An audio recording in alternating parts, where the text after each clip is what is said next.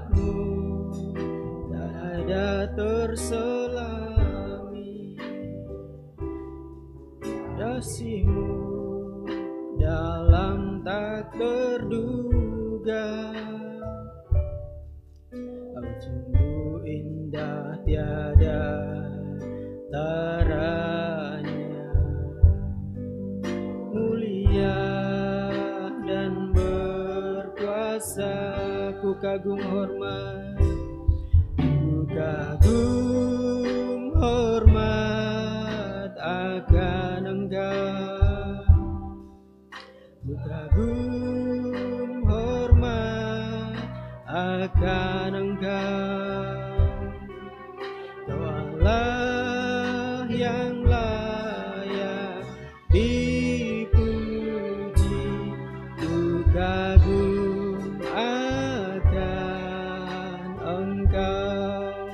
Kita ulangi lagu ini sekali lagi. Engkau sungguh indah tiada taranya.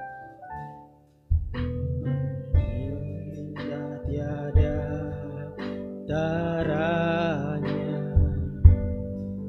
Sungguh menakjubkan.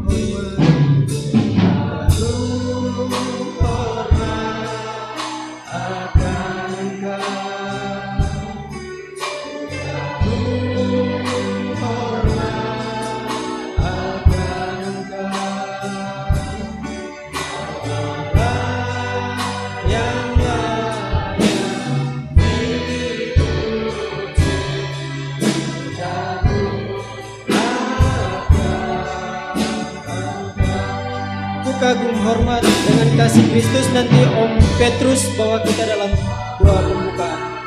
Akan Engkau hormat akan Engkau, Allah yang layak dipuji,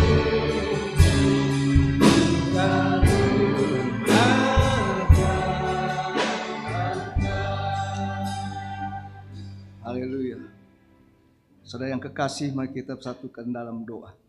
Terima kasih Bapa, kalau pada sore hari ini kami kembali boleh berkumpul bersama di dalam rumah Tuhan untuk memuji membesarkan nama Engkau, karena sesungguhnya hanya Engkaulah ya Tuhan yang kami kagumi. Engkaulah yang Allah yang maha tinggi, Yesus Kristus yang sudah menyelamatkan kami. Itu sebabnya urapi Tuhan ibadah pada sore hari ini, agar biarlah kemuliaan Tuhan dinyatakan di tengah ibadah saat ini Tuhan, di tengah pujian Engkau hadir, sehingga hadirat Tuhan boleh kami nikmati, terlebih di saat kami mendengar kebenaran firman Allah.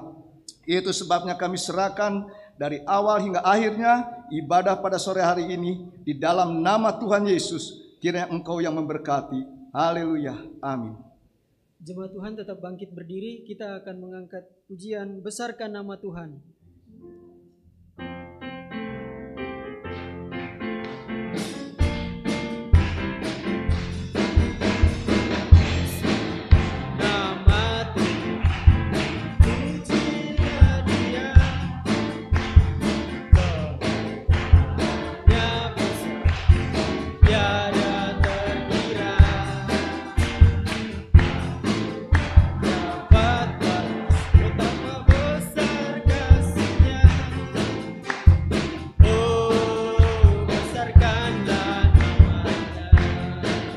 Besarkanlah nama Tuhan.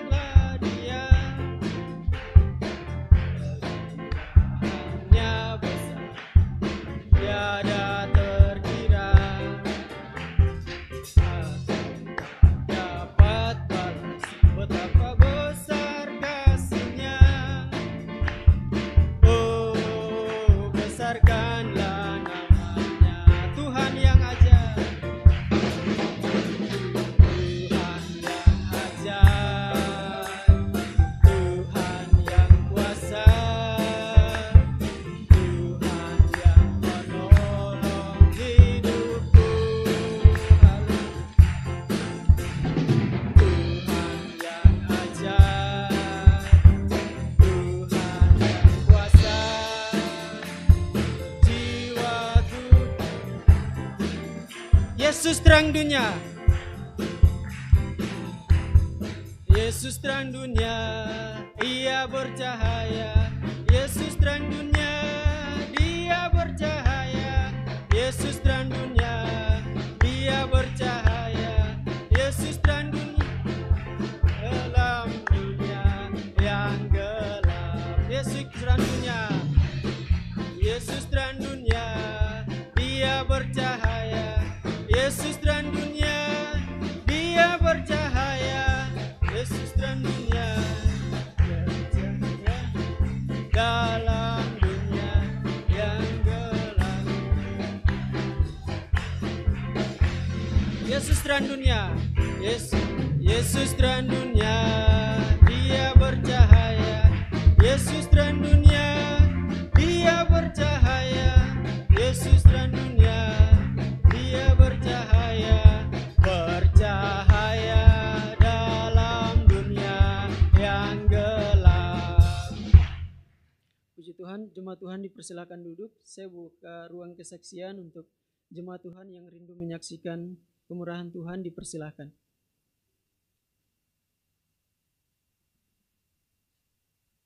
Puji Tuhan yang rindu menyaksikan kebaikan Tuhan, dipersilakan. Kalau tidak ada, kita masih mengangkat pujian yang berkata segala puji syukur.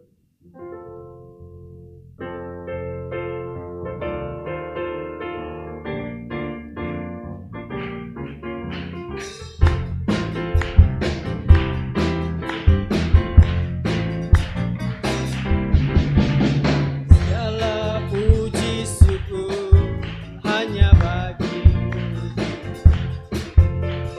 sebab Kau yang layak dipuji.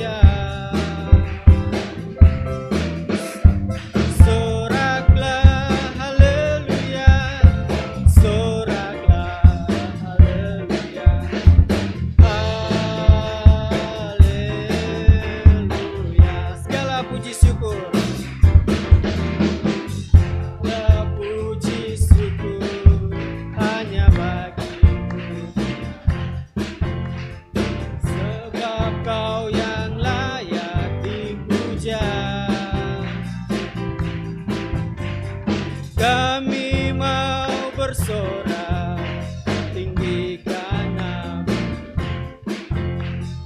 Haleluya, soraklah haleluya. Soraklah haleluya, soraklah haleluya. Haleluya, soraklah haleluya. Soraklah haleluya, soraklah haleluya. Haleluya.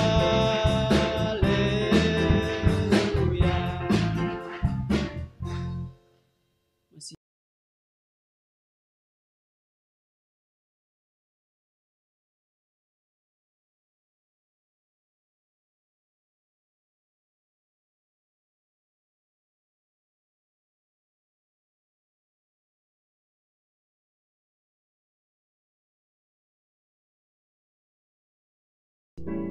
jemaat Tuhan dipersilahkan bangkit.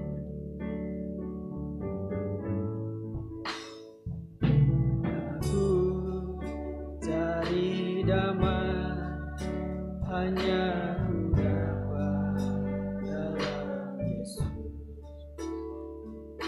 Aku cari ketenangan, hanya ku di dalam Yesus.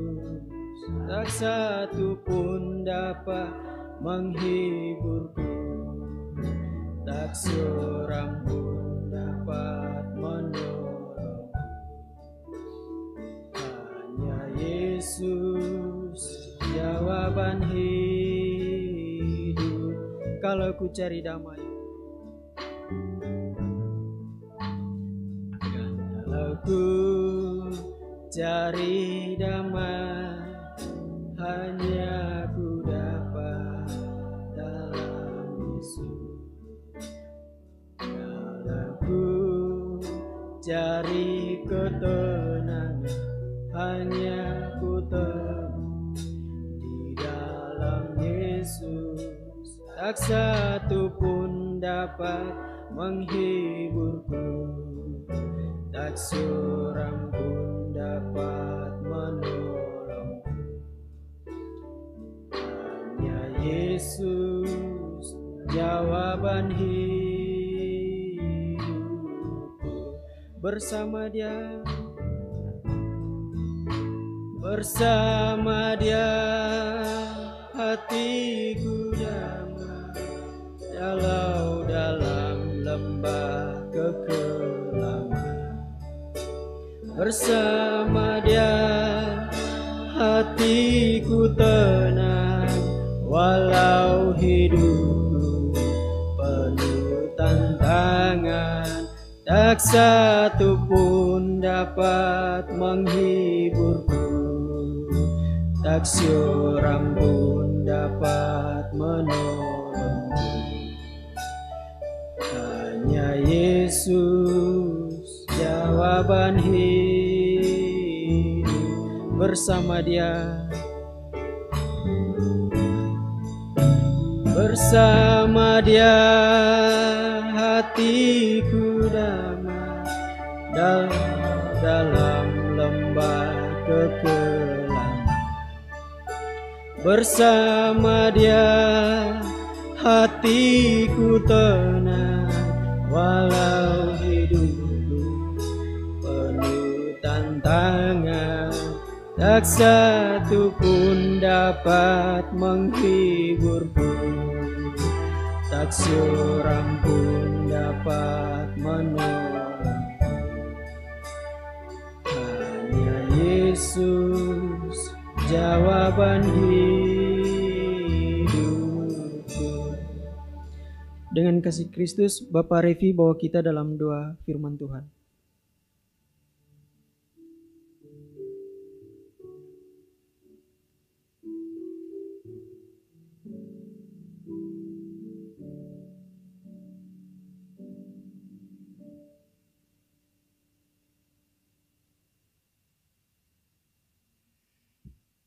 Kembali kami datang ke hadapan-Mu Bapa untuk mendengarkan sebagian dari firman-Mu.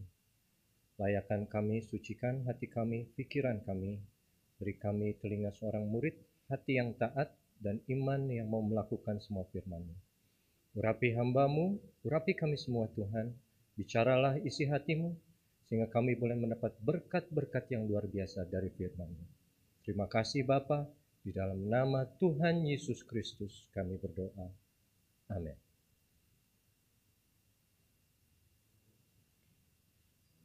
Puji Tuhan, saya persilakan hamba Tuhan yang melayani kita.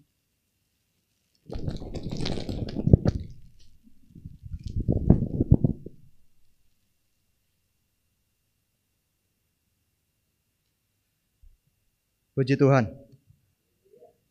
Kita bersyukur kepada Tuhan di bulan yang terakhir, di tahun 2020, bahkan di minggu-minggu terakhir, kita masih bisa menikmati hadirat Tuhan, menikmati firman-Nya. Terima kasih kepada Ibu Gembala yang sudah kembali mempercayakan saya berbagi berkat firman Tuhan pada kesempatan sore hari ini. Sebelum saya sampaikan firman Tuhan dalam bentuk pengajaran, tentunya sesuai dengan tema biasa kebaktian Rabu adalah pendalaman Alkitab. Saya rindu menyanyikan sebuah pujian terlebih dahulu. Firman jadi manusia.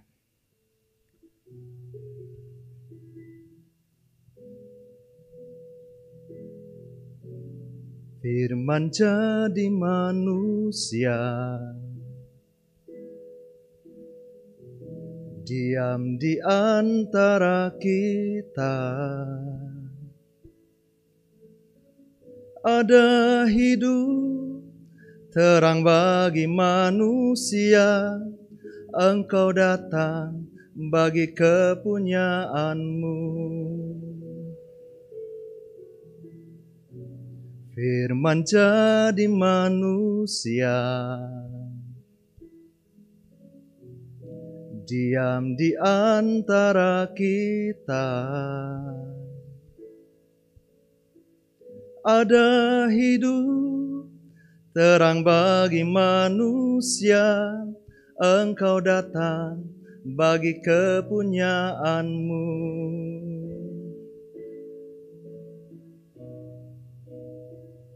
Yesus, Engkau juru selamatku. Ku akui Kau Tuhan bagiku. Kau terang bagi saat gelapku. Kau pintu bagi setiap jalan. Oh Yesus, Engkau juru selamatku. Ku akui Kau Tuhan bagiku. Kau terang bagi saat gelapku. Kau pintu bagi setiap jalan. Puji nama Tuhan, sebagaimana dengan tema bulan Desember, Yesus terang hidup. Demikian pula lah pada kesempatan sore hari ini saya akan menyampaikan firman Tuhan dengan judul Yesus terang hidup. Bisa tolong langsung ditampilkan. Ayat pokok yang tentunya juga seringkali ditampilkan di bagian awal sebelum kebaktian dimulai. Kita akan lihat di dalam Yohanes pasalnya yang pertama, judulnya Yesus terang hidup. Kita lihat ayat pokok kita, Yohanes pasal yang pertama, bisa klik.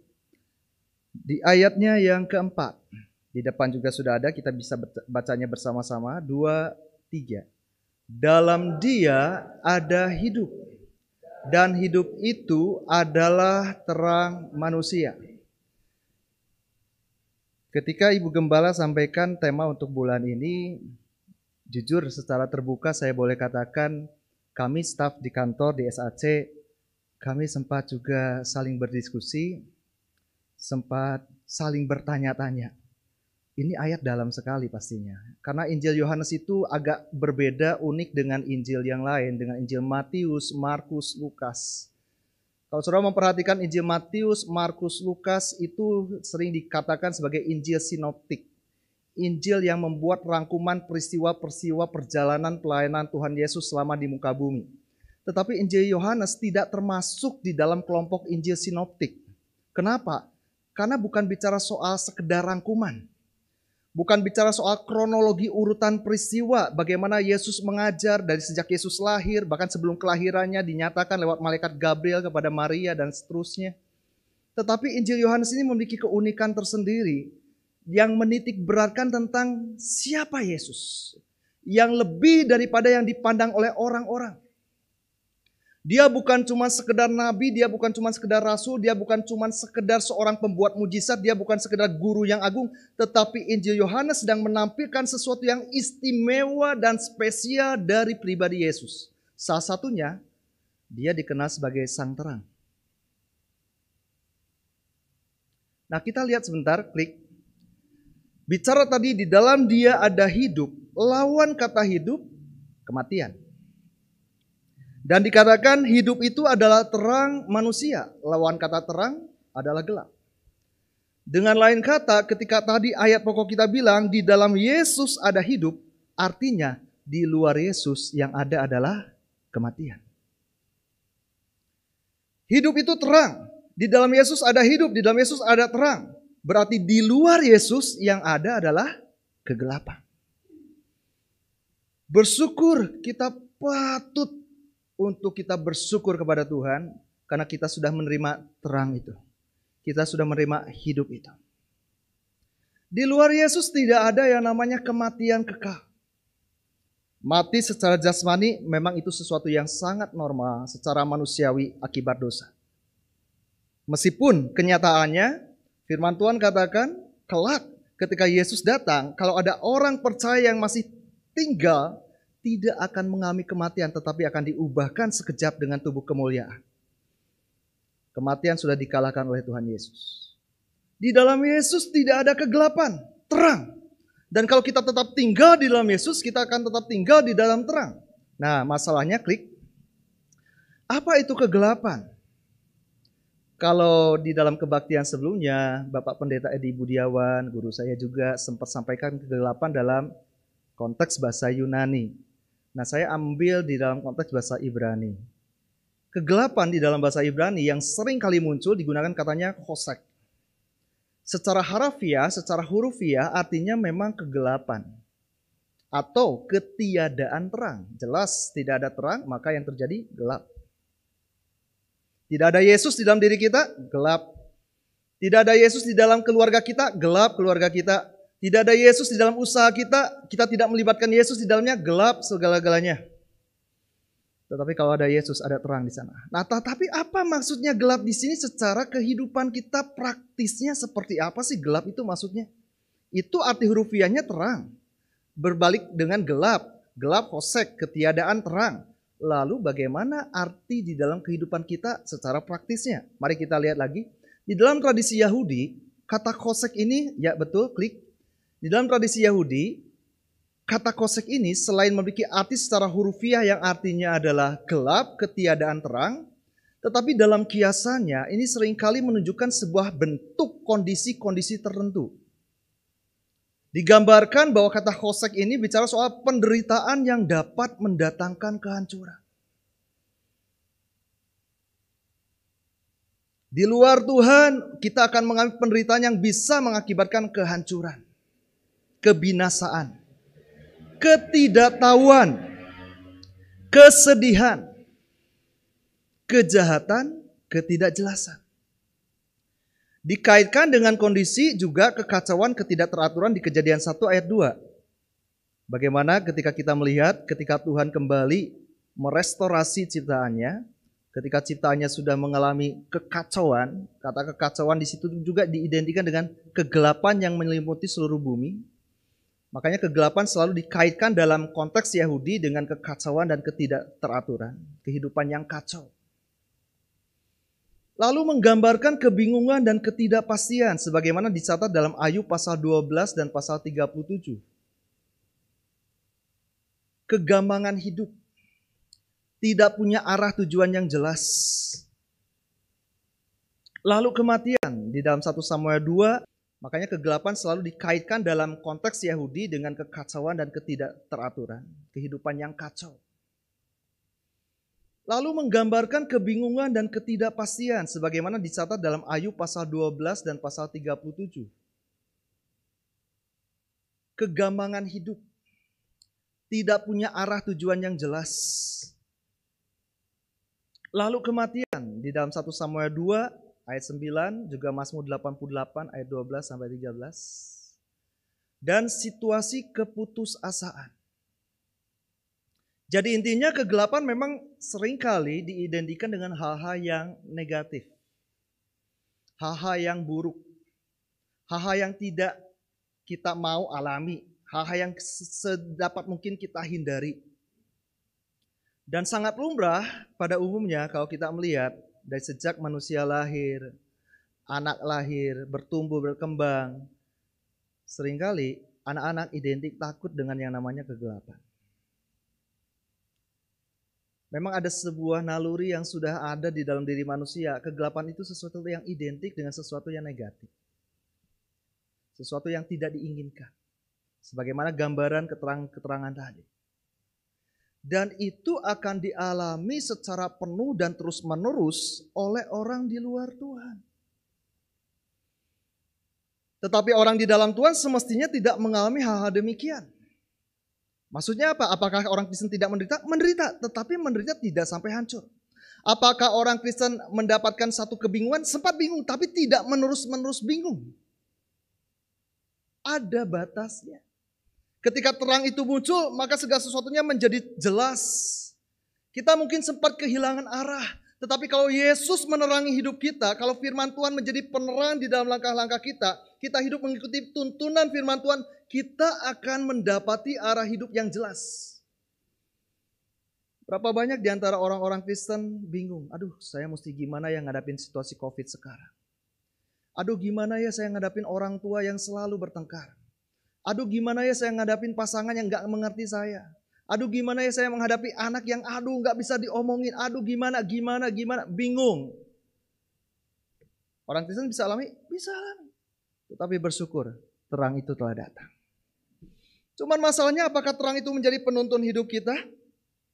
Yesus telah datang dalam wujudnya, dalam kemanusiaannya. Tetapi sekarang terang itu nyata lewat firman Tuhan. Kalau kita memahami firman Tuhan sebagai prinsip hidup kita dan memakainya di dalam kita mempertimbangkan setiap keputusan, mengambil tindakan selalu kita bercermin kepada firman Tuhan, maka percayalah hidup kita akan penuh dengan terang. Apakah orang Kristen tidak akan mengalami kesedihan? Oh jelas kesedihan ada. Yesus aja sempat menangis sedih. Tetapi bukan kesedihan yang terus menerus sampai akhirnya kita terpuruk, hancur, binasa. Makanya tidak heran banyak ayat berkata Tuhan akan ubah kain kabung kita menjadi tari-tarian, menjadi jubah pujian. Karena ada pengharapan di dalam terang itu. Kejahatan, kita bisa mengalami kejahatan. Tetapi terang akan menuntun kita untuk luput dari kejahatan. Untuk terlepas dari ikatan dosa. Kekacauan, ketidakteraturan, kembali lagi, terang akan membuat kita mengalami kehidupan yang tertib, yang teratur, dan sebagainya. Mari kita lihat lagi, klik. Nah, masalahnya kita lihat di sini, Yohanes 12 ayat 46 kita baca bersama di depan, 2, 3. Aku telah datang ke dalam dunia sebagai terang, supaya setiap orang yang percaya kepadaku jangan tinggal di dalam kegelapan.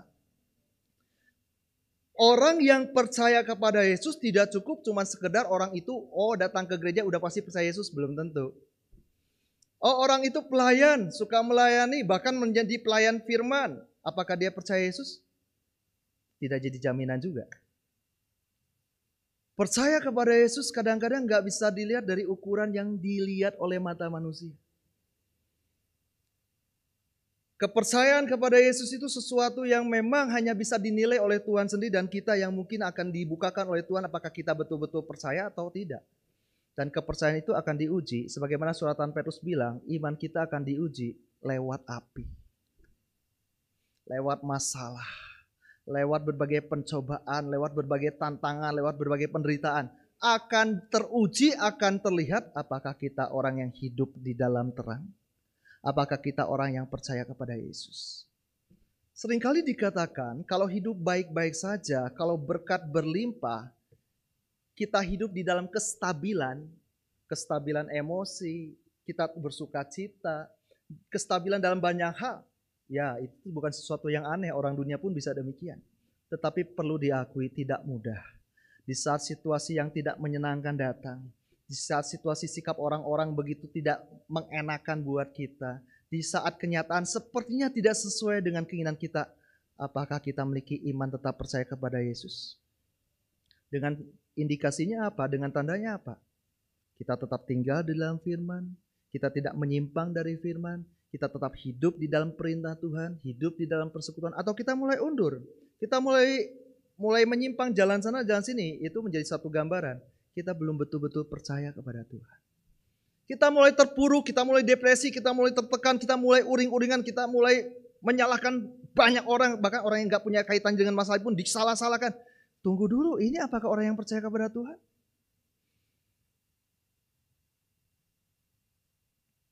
Dan kita lihat lagi. Kalau kita lihat di dalam Lukas 1 ayat 78 sampai 79, ini adalah pujian yang dinyatakan oleh Elisabet. Ketika dikunjungi oleh Maria, ya Elisabet sudah, nanti kita lihat di bagian berikutnya ada, Elisabet sudah mengandung, memasuki bulan yang ke-6 dari kandungannya. Sedangkan Maria baru saja mendapatkan kunjungan dari malaikat Gabriel, dan berita Natal mulai dinyatakan kepada Maria. Lalu singkatnya ada sebuah respon janin yang kemudian bersukacita di dalam rahimnya Elisabet ketika salam Maria itu muncul. Dan muncullah puji-pujian ini. Dan saya akan langsung melihat di ayat 78 dan 79.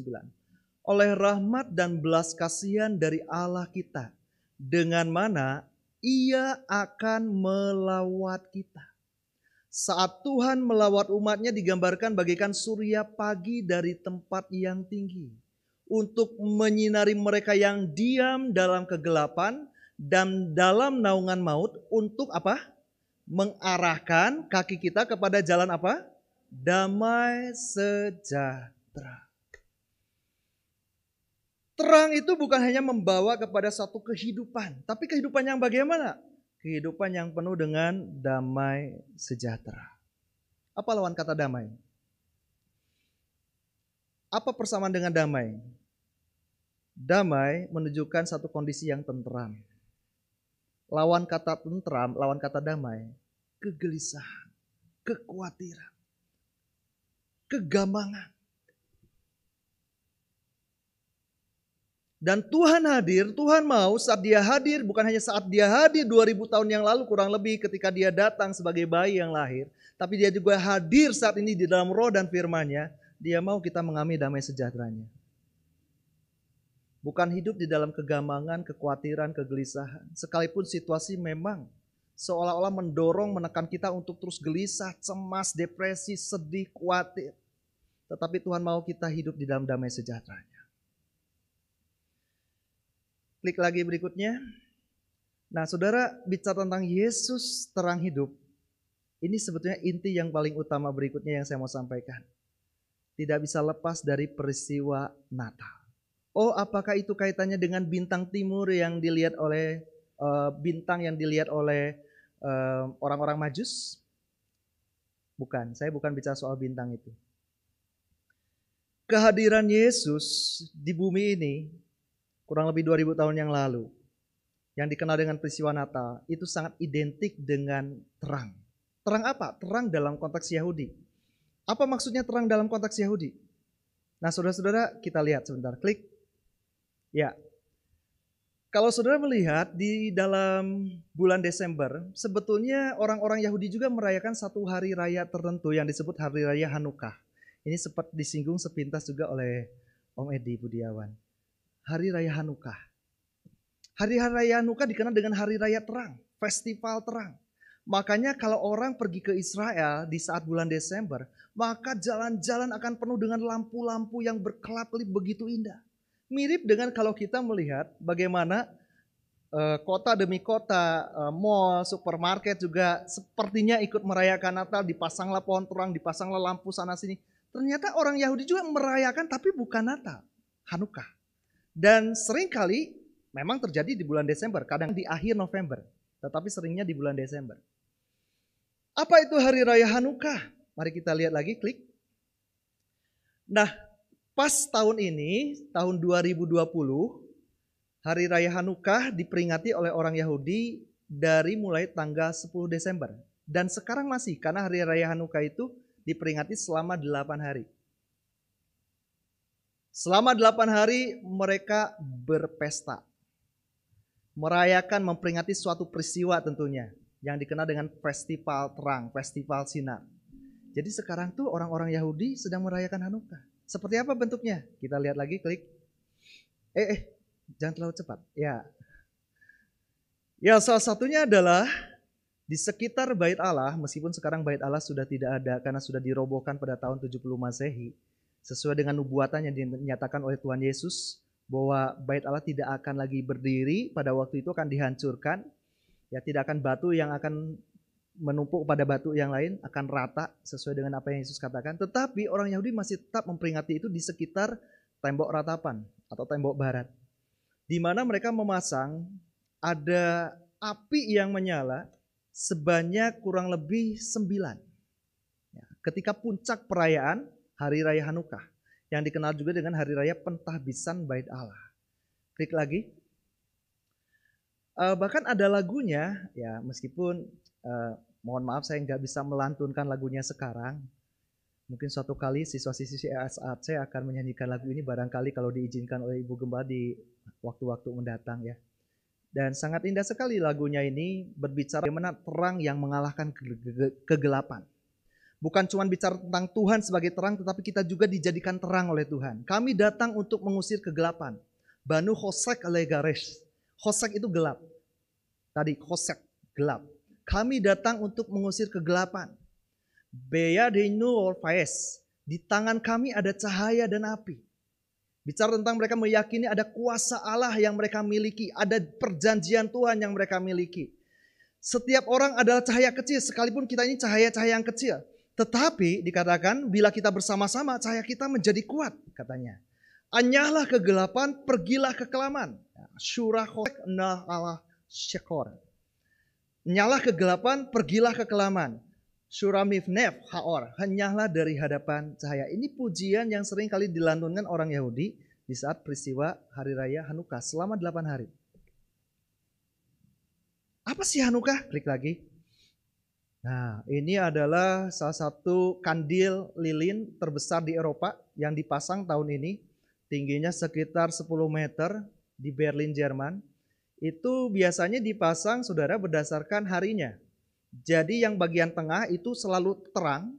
Nanti ketika memasuki hari pertama akan dinyalakan bagian kanan. Lalu hari kedua yang berikutnya sampai semuanya terang. Lalu klik lagi.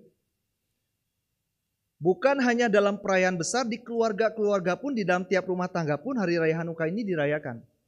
Ya, tiap-tiap anggota rumah tangga akan menyalakan ya, sesuai dengan harinya. Dari mulai hari pertama sampai hari yang ke-8. Klik lagi. Nah, sampai nekat kayak gini saudara-saudara bisa diperhatikan ya.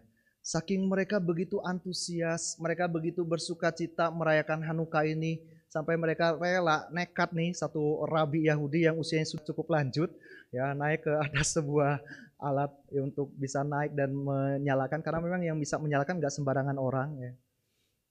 Tapi sebetulnya apa sih yang mereka peringati? Apa kaitannya dengan kelahiran Yesus? Mari kita lihat lagi, klik. Ternyata Hari Raya Hanukkah ini tidak bisa lepas kaitannya dengan seorang tokoh yang hidup di masa ketika firman Tuhan memang tidak dinyatakan antara perjanjian lama sampai perjanjian baru, di masa rentang waktu sekitar 400 tahun, yang dikenal dengan zaman masa ketika Allah berdiam diri, katanya begitu. Jadi waktu itu ada seorang tokoh Yahudi yang namanya Yudas Makabe. Yudas Makabe ini melakukan perlawanan ketika Bait Allah waktu itu masih berdiri, dinajiskan oleh seorang pemimpin dari Yunani Syria, ya Syria di bawah kekaisaran Yunani. waktu itu melakukan penajisan di bait Allah, bahkan menempatkan dewa Zeus patungnya di bait Allah, bahkan mempersembahkan binatang haram di pelataran di mezbah di bait Allah. Dan Yudas Makabe kemudian memberikan sebuah motivasi, memberikan sebuah arahan, dan banyak orang waktu itu berpikir, sempat disinggung di Kisah Para Rasul juga, meskipun namanya tidak disebut tapi sempat disinggung peristiwanya. Banyak orang Yahudi berpikir dialah Mesias. Dialah yang dijanjikan, dialah yang diurapi, dialah yang akan menjadi pembebas, dia yang akan menjadi pemimpin, yang akan menjadi raja. Dia seorang imam, keturunan imam. Tapi mereka yakin, wah ini akan jadi raja, imam dan raja, Mesias, Mesianik. Memang pada awalnya Yudas Makabe berhasil mengalahkan tentara musuh, bahkan mentahbiskan bait Allah. Dan di sana terjadi pada tanggal 25 bulan Kislev dalam tradisi penanggalan Yahudi. Dan setiap tanggal itulah mereka memperingati hari raya Hanukkah.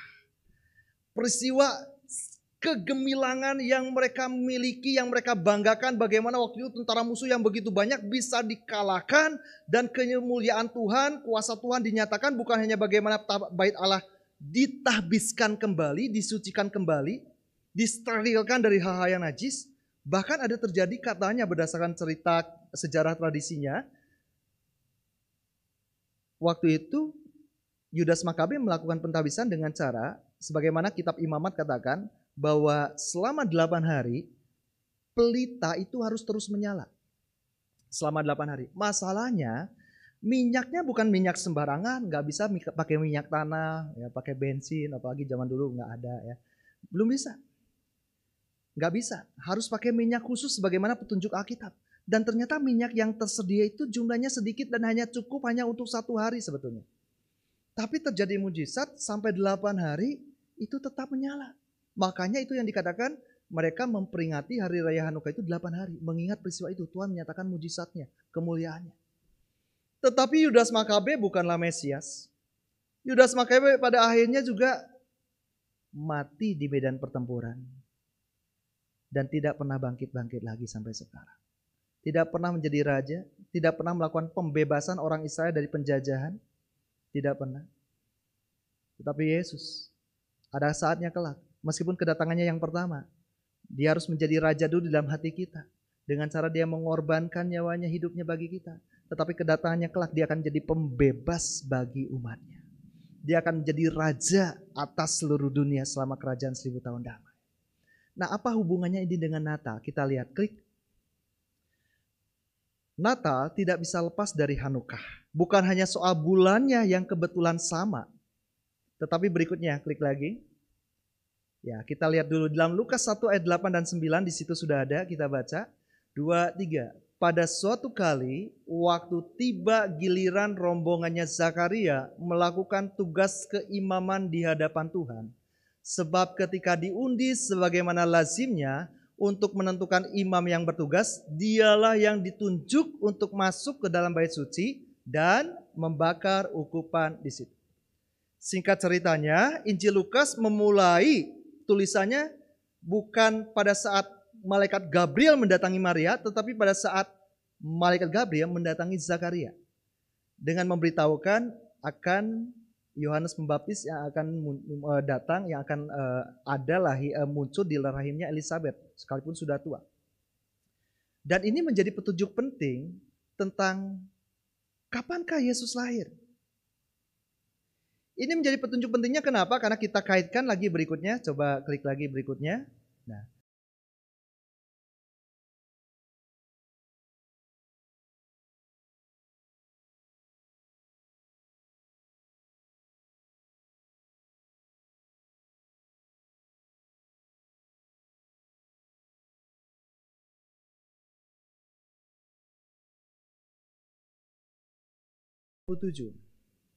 kata Maria kepada malaikat itu, bagaimana hal itu mungkin terjadi karena aku belum bersuami? Jawab malaikat itu kepadanya, Roh Kudus akan turun atasmu dan kuasa Allah yang Maha Tinggi akan menaungi engkau. Sebab itu anak yang akan kau lahirkan itu akan disebut kudus, anak Allah. Ayat 36 kita baca bersama, 2, 3. Dan sesungguhnya Elisabet, sanakmu itu, ia pun sedang mengandung seorang anak laki-laki pada hari tuanya, dan inilah bulan yang ke-6 bagi dia yang disebut mandul itu, sebab bagi Allah tidak ada yang mustahil. Jadi waktu berita Natal disampaikan kepada Maria, Elizabeth sudah mengandung memasuki bulan yang ke-6. Bulan yang ke-6 sejak kapan? Ya jelas sejak mulai mengandung. Kapan mulai mengandung? Sejak malaikat menyampaikan berita kepada Zakaria. Alkitab tidak mencatatnya secara detail. Tetapi bagi orang-orang Yahudi, khususnya yang percaya Yesus dan jadi pengikut Yesus, itu bukan sesuatu yang perlu diceritakan, perlu ditulis, karena itu sudah menjadi sesuatu yang umum. Mereka sudah sangat melihat ada sebuah hubungan antara Hanukkah dengan kelahiran Yesus. Ada beberapa catatan tradisi yang ditulis oleh Yosefus, sejarawan Yahudi yang sangat terkenal. Juga dicatat oleh bapak-bapak gereja mula-mula, dicatat juga oleh beberapa catatan sejarah lainnya, bahwa pada waktu malaikat datang kepada Zakaria, itu jatuh pada bulan Oktober kalau penanggalan berdasarkan kalender Masehi. Pada bulan Oktober. Sekarang saudara coba lihat, Oktober, terus November, Desember, Januari, Februari, Maret. Dengan lain kata, ketika memasuki bulan yang ke-6, yaitu bulan Maret, malaikat datang kepada Maria. Malaikat datang kepada Maria, menyatakan berita Natal. Dan dikatakan di dalam Injil Lukas, sebagaimana ketika kemudian ada sensus penduduk yang diperintahkan oleh Kaisar Agustus. Setiap orang harus kembali ke kampung halamannya, Yusuf dan Maria ke Bethlehem. Dan tibalah waktu Maria untuk melahirkan. Maria mengandung dengan kondisi usia kehamilan yang normal. Kurang lebih 9 bulan. Dalam ilmu kedokteran katanya 9 bulan 10 hari. Dari bulan Maret kita lihat. Maret, April, Mei, Juni, Juli, Agustus, September, Oktober, November. Selang berikutnya, Desember. Maret itu baru bicara soal beritanya dinyatakan. Jadi sebetulnya, dan itu kemungkinan di bagian-bagian akhir, Desemberlah Yesus lahir. Sebagaimana yang dicatat juga dalam beberapa sejarah bapak-bapak gereja. Tidak ada keraguan sebetulnya tentang Yesus lahir tanggal 25 Desember. Cuma sayang gereja kemudian banyak yang melupakan sejarahnya. Dan akhirnya berkembanglah berbagai macam persepsi dan tafsiran-tafsiran. Makanya ada yang merayakan Natal pada bulan Januari. Ada yang merayakan Natal pada bulan Maret. Oh katanya Natal itu 25 Desember itu mengadopsi hari raya. Sangat luar biasa hari lahirnya sama. Luar biasa hari lahirnya sama dengan Yesus loh. Karena kita lihat nih, klik lagi. Dan ternyata saudara, tanggal 25 Desember, tepat pada saat itu, pas tanggal 25 bulan Kislev.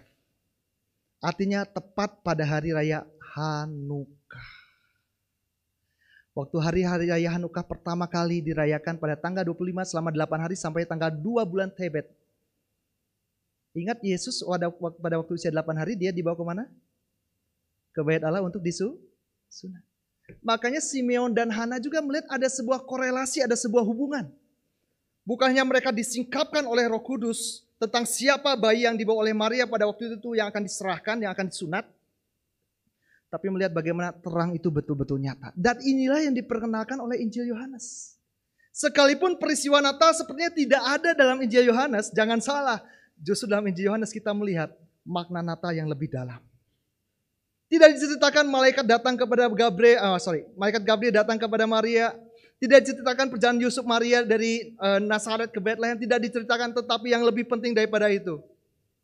Kenapa Injil Yohanes menyatakan Yesus sebagai terang? Karena memang Yesus lahir, tidak kebetulan, bertepatan dengan hari raya Hanukkah. Saat orang Yahudi mendambakan Mesias, waktu mereka sempat menaruh pengharapan kepada Yudas Makabe, mereka kecewa, ternyata bukan dia. Yesus datang, dialah terang sesungguhnya, dialah Mesias sesungguhnya. Sampai sekarang orang Yahudi masih merayakan perayaan terang sambil mendambakan kapan Mesias itu datang, tetapi sesungguhnya Mesias itu sudah datang. Terang itu sudah datang. Makanya digenapi ayat ini. Klik.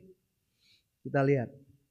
Yohanes 1 ayat 9 sampai 12. Ini yang diperkenalkan oleh Yohanes dalam Injil Yohanes. Kita baca bergantian. Yang laki-laki baca ayat yang ke-9, Bapak-bapak, saudara-saudara, yang perempuan, ibu-ibu baca ayat 10. Tapi saya akan baca terus ya, bersama dengan yang laki ataupun perempuan, supaya tetap masuk suaranya. Yang Bapak-bapak dulu, saudara-saudara, kita baca 2, 3. Terang yang sesungguhnya yang menerangi setiap orang sedang datang ke dalam dunia. Ia telah ada di dalam dunia dan dunia dijadikan olehnya, tetapi dunia tidak mengenalnya. Ia datang kepada milik kepunyaannya, tetapi orang-orang kepunyaannya itu tidak menerimanya.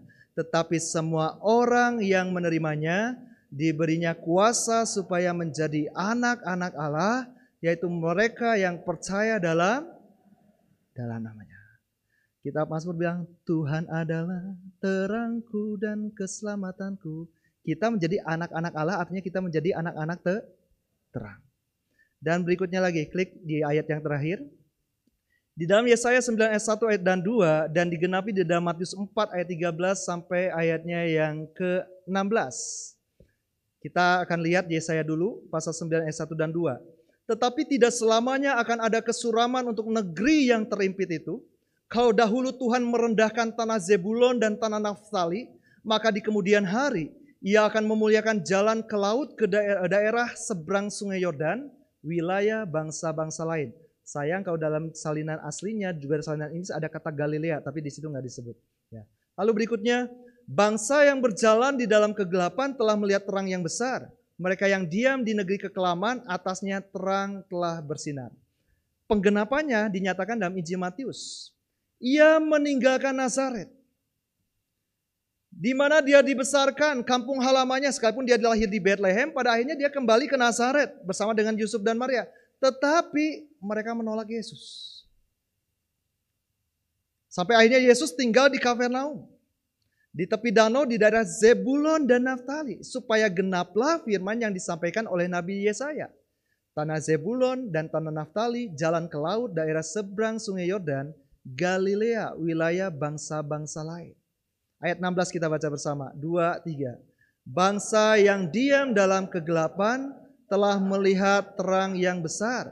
Dan bagi mereka yang diam di negeri yang dinaungi maut telah terbit terang. Yesus telah datang, terang telah hadir, bukan hanya di saat dia lahir, tetapi terang itu ada di dalam hidup kita. Kalau kita tetap hidup di dalam terang itu, firman itu tetap ada di dalam diri kita, kita hidup berdasarkan tuntunan firman Tuhan, maka kegelapan apapun yang kita alami dalam kehidupan pribadi, dalam kehidupan rumah tangga, dalam pekerjaan, dalam apapun, Tuhan bisa ubah menjadi terang yang bersinar. Puji nama Tuhan. Kita lihat lagi sebagai yang bagian yang terakhir, klik. Dalam dia ya ada hidup, dan hidup itu adalah terang manusia. Dalam dia ada hidup, dan hidup itu ada terang bagi saya dan saudara. Puji nama Tuhan. Saya akhiri penyampaian firman Tuhan sampai di sini. Sebelum saya kembalikan kepada yang bertugas selanjutnya, saya undang kita bangkit berdiri, pemain musik bisa maju ke depan.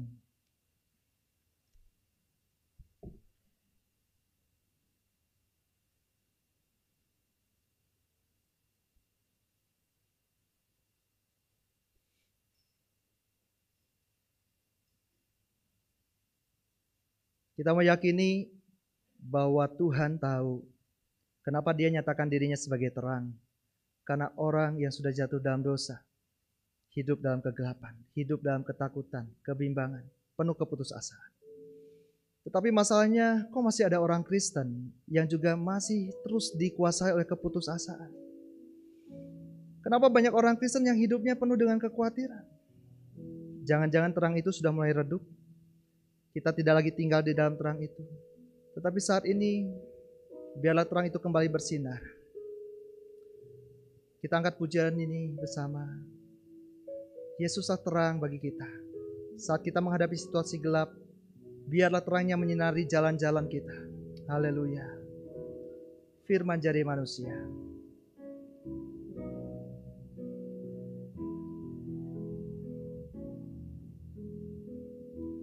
Firman jadi manusia, diam di antara kita. Diam di antara kita. Ada hidup, Ada hidup, terang bagi manusia, terang bagi manusia. Engkau datang bagi kepunyaanmu. Katakan lagi, firman jadi manusia. Firman jadi manusia. Oh, diam di antara kita. Diam di antara kita. Ada hidup, terang bagi manusia. Ada hidup, terang bagi manusia. Engkau datang bagi kepunyaanmu. Yesus, Engkau juru selamatku. Oh, Yesus, Engkau juru selamatku.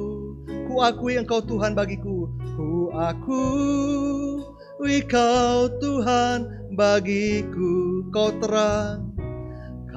terang bagi saat gelapku, bagi saat gelapku. Kau pintu bagi setiap jalan, Kau pintu bagi setiap jalan. Haleluya, haleluya, haleluya. Engkau yang menyelidiki setiap hati, batin, pikiran kami, Tuhan. Entah bentuk kegelapan apa yang saat ini sedang menaungi hidup kami, yang sedang merongrong iman percaya kami. Apakah itu penderitaan, kesukaran, ketakutan, kebimbangan, kegelisahan, keputusasaan. Entahkah itu dalam kehidupan pribadi, dalam kehidupan rumah tangga, dalam kehidupan usaha, pekerjaan, mata pencaharian. Tetapi kami bersyukur Engkau sudah menyatakan dirimu sebagai terang bagi kami, Tuhan. Dan di dalam terang ada hidup, di dalam Engkau ada pengharapan, di dalam Engkau ada pengharapan yang akan membawa kepada kami, Tuhan, masa depan yang jauh berbeda dari orang-orang yang di luar daripada Engkau. Saat-saat ini, Tuhan, di mana dunia penuh dengan kesukaran, di mana banyak orang yang berputus asa, tetapi biarlah kami terus memandang kepada Engkau sebagai terang kami. Dan kami saat berjalan di dalam terang-Mu, maka keputusasaan tidak akan bisa mengganggu dan merongrong iman kami. Tetapi kami akan berjalan dengan tegap, kami akan berjalan dengan mantap, menyongsong hari esok bersama dengan Tuhan, yang menjadi pengharapan, yang menjadi terang kami. Biar kami terus tinggal di dalam terang-Mu, Tuhan. Terima kasih buat kehadiran-Mu. Engkau sudah menyatakan bahwa sungguh tidak kebetulan saat orang-orang Yahudi, orang-orang Israel, umat-umat perjanjian yang sebetulnya mereka mendapatkan pengharapan yang Tuhan sudah nyatakan. Mereka masih menantikan terang itu. Tetapi kami bersyukur kami sudah mendapatkan terang itu. Jangan biarkan kami menjauh dari Engkau, Tuhan. Jangan biarkan kami menjauh dari terang-Mu, Tuhan. Terima kasih buat firman-Mu, meteraikan, dan Roh Kudus terus berbicara dalam hidup kami. Kami bersyukur dan kami berdoa di dalam nama Tuhan Yesus Kristus. Haleluya.